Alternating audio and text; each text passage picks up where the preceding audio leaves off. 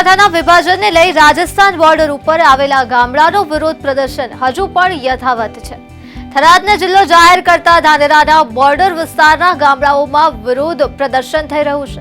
વાછોલ બોર્ડરના ગામડામાં ગ્રામજનો એકત્રિત થઈ સરકારના નિર્ણય સામે રોષ વ્યક્ત કર્યો। ગ્રામજનોએ રસ્તો રોકી વિરોધ પ્રદર્શન કર્યો હતો। તો ધાનેરામાં છેલ્લા 8 દિવસથી વિભાજનને લઈને વિરોધનો વંટોળ ઉભો થયો છે। ધાનેરા તાલુકાના વાછોલ બોર્ડર ખાતે મોટી સંખ્યામાં ગ્રામજનો એકત્રિત થયા અને સરકારના વિભાજનના નિર્ણય સામે રોષ વ્યક્ત કર્યો। વાછોલ બોર્ડરથી અંદાજિત 100 કિલોમીટર જેટલો થરાદ વાવ જિલ્લો દૂર પડતો હોવાથી ધાનેરાને બનાસકાંઠામાં યથાવત રાખવા વિરોધ પ્રદર્શન કરવામાં આવ્યું હતું।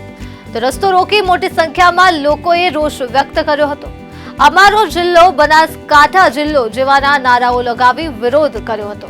સ્થાનિક લોકોની માંગ છે કે અમારો વ્યવહાર બનાસકાંઠા જિલ્લામાં છે તો સાથે સાથે હોસ્પિટલની સુવિધાઓ અને માર્કેટનો વ્યવહાર બનાસકાંઠામાં હોવાથી સરકાર યોગ્ય નિર્ણય લે, નહીતર ગાંધી ચિંધ્યા માર્ગે આંદોલન કરવાની ચીમકી પણ સ્થાનિકોએ ઉચ્ચારી હતી।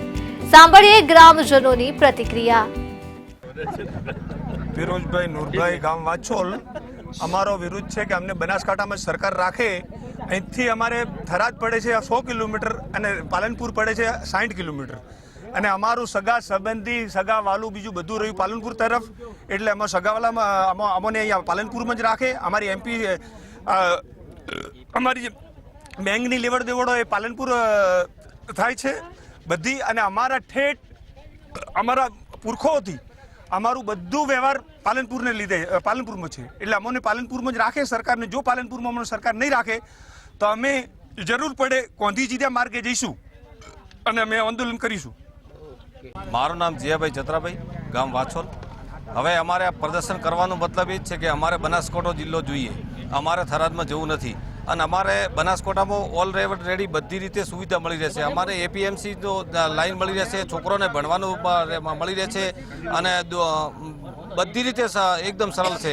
અડધી રાતે આવવું તો પાલનપુરથી આવરાઈ જવરાય અને આ બાજુ થરાદ જઈએ તો અમારે તો 2 દિવસે ત્યાંથી પાછો ના આવરાય અને અમને બહુ હેરાન થઈએ। અમે રસ્તાના લીધે બહુ હેરાન થઈએ અને પાલનપુરમાં અમારે છોકરા ભણે છે, અમારે કોલેજો ત્યાં આવી બધી રીતે એકદમ સારામાં સારું અને આજુબાજુના બધા ગામડો લગભગ બાપલા, વાછોલ, વક્તાપુરા, આલવાડા સુધી અમારે ત્યાં જવાની પ્રદર્શન એટલા માટે અમે કર્યો અને જો સરકાર નિર્ણય નહીં લઈએ તો અમે જે સરકારશ્રીના નિયમ પ્રમાણે આગળ પગલાં ભરીશું। આજાભાઈ મંદરાભાઈ પટેલ। અમારે થરાદમાં જવું નથી, અમારે બનાસકાંઠામાં રહેવું છે। અમારે બનાસકાંઠા એકદમ સરળ છે, અહીંયાથી સુવિધા મળે છે બધી બસની, બીજી તો છોકરાને ભણવાનું બીજું કમ્પ્લેટ। અમારે થરાદમાં જવું નથી અને અમારે થરાદ દૂરીએ બાપલા, વાછોલ, આખી બધું બધો ગામમાં અને અમારે થરાદમાં જવું નથી, બનાસકાંઠા સહીએ।